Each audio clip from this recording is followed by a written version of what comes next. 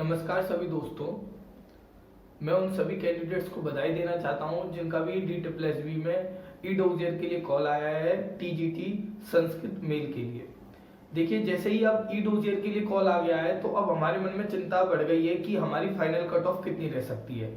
तो आज जो हम बात करेंगे वो TGT संस्कृत मेल की फाइनल कट ऑफ के बारे में बात करेंगे कि कितनी फाइनल कट ऑफ रह सकती है।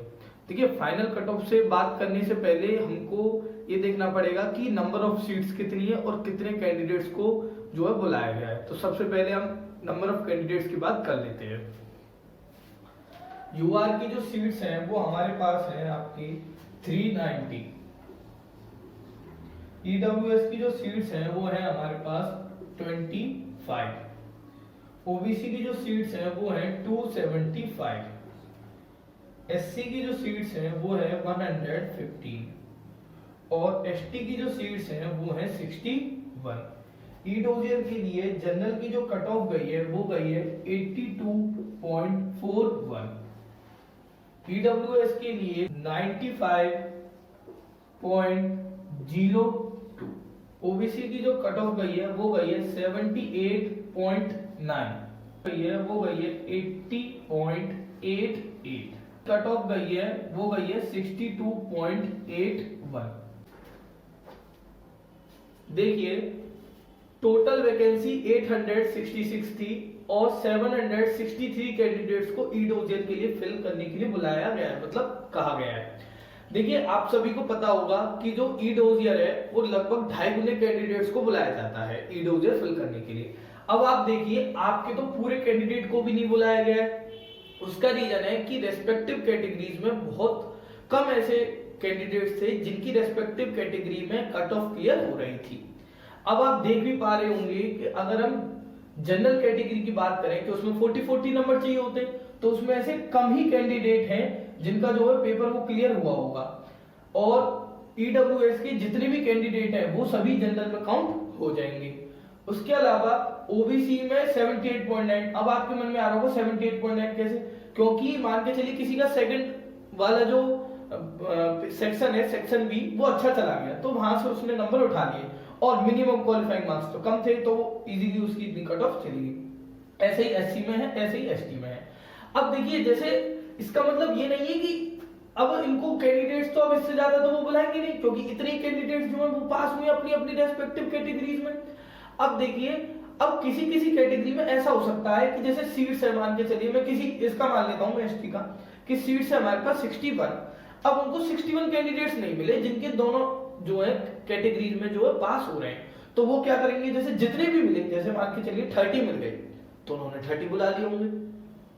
ऐसे मान के चलिए जैसे 115 है तो ऐसा भी हो सकता है कि इनको 115 मिल गए हों और मैंने बताया ना ई-डोजियर के लिए तो हमें 2.5 गुना बुलाने होते, तो इन्होंने 115 से ज्यादा, मतलब एग्जाम्पल 200 बुला लिए हों। ऐसे ही जैसे ओबीसी है तो ऐसा हो सकता है कि मतलब उन्होंने जो है और ज्यादा कैंडिडेट बुला लिए हों अगर इनको ये मिल गए हों। अब ऐसे ही सब में है। तो देखिए, ये बात तो निश्चित है कि जितनी भी कट ऑफ लिख रही है ये सभी अलग अलग कैटेगरीज की, वो सभी नहीं बढ़ेंगी। क्यों? क्योंकि इसमें से मैंने अभी आपको बता रहा था ना कि जैसे 61 कैंडिडेट्स हैं तो 30 बुलाए होंगे, क्योंकि इतने कैंडिडेट्स पास ही नहीं कर पा रहे, वो सेक्शन ए और सेक्शन बी को अलग अलग मिनिमम क्वालिफाइंग मार्क्स ही नहीं बैठ रहे। तो जब इतने ही मिनिमम क्वालिफाइंग मार्क्स नहीं बैठ रहे तो ऐसा कुछ कैटेगरीज में हुआ होगा। ऐसा नहीं है कि सभी चारों कैंडिडेट्स कैटेगरीज में जो आपने कम ही कम जो बुला लिए होंगे, ऐसा कुछ में हुआ होगा। जैसे कि मान के चलिए एसटी में कम कैंडिडेट क्वालिफाई कर पाए होंगे, एससी में ज्यादा कर गए, ओबीसी में ज्यादा कर गए, जनरल में ज्यादा कर गए। एग्जांपल दे रहा हूं मैं, तो इसका मतलब कुछ कैटेगरीज की जो कट ऑफ है वो तो बढ़ेगी और कुछ कैटेगरीज की कट ऑफ नहीं बढ़ेगी। अब हमको ये कैसे पता लगा नहीं बढ़ेगी? क्योंकि नंबर ऑफ कैंडिडेट्स कम है, 763 बुलाए, तो कहीं ना किसी रेस्पेक्टिव कैटेगरी में तो कैंडिडेट्स नहीं गए होंगे ना पूरे। तो जब पूरे कैंडिडेट गए ही नहीं है उनकी रेस्पेक्टिव कैटेगरी में, तो और कट ऑफ क्यों बढ़ेगी? इसलिए ये बात तो निश्चित हो गई कि कट ऑफ जो है वो कुछ कैटेगरीज की बढ़ेगी। अब हम ये बात करते हैं कि लगभग फाइनल कट ऑफ कितनी बढ़ेगी। देखिए, मैंने लगभग आइडिया देखा है कि जो टीजीटी है उसमें फाइनल कट ऑफ के लिए 8 से 13 मार्क्स भी बढ़ जाते हैं। अब आप कहोगे 13 मार्क्स कहां पे बढ़े, तो मैं आपको उसको एग्जांपल भी दे देता हूं। पिछली बार टीजीटी नेचुरल साइंस मेल की कट ऑफ में जो है 13 मार्क्स बढ़े थे, पर फीमेल की कट ऑफ में केवल 4 मार्क्स बढ़े थे।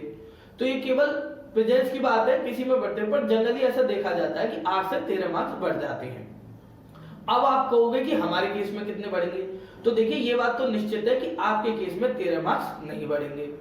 आपके केस में जो मार्क्स बढ़ सकते हैं वो मेरे अकॉर्डिंग 4 से 8 मार्क्स बढ़ सकते हैं, और वो भी 4 से 8 मार्क्स मैं आपको बता रहा हूं कुछ कैटेगरीज में बढ़ेंगे।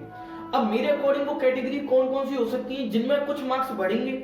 मैंने बताया 4 से 8 मार्क्स बढ़ सकते हैं, क्योंकि मैंने बताया 8 से 13 मार्क्स तो जब बढ़ते हैं जब ई डोजियर के लिए जो कैंडिडेट है वो ज्यादा होते हैं, पर यहाँ तो उल्टे कम है ई डोजियर के लिए कैंडिडेट, तो आपके जो मार्क्स बढ़ेंगे वो थोड़े कम हो जाएंगे, तो 4 से 8 मान सकते हैं। उसमें भी मैंने आपको बताया कुछ कुछ कैटेगरीज में, तो वो कुछ कुछ कैटेगरी कौन सी हो सकती है।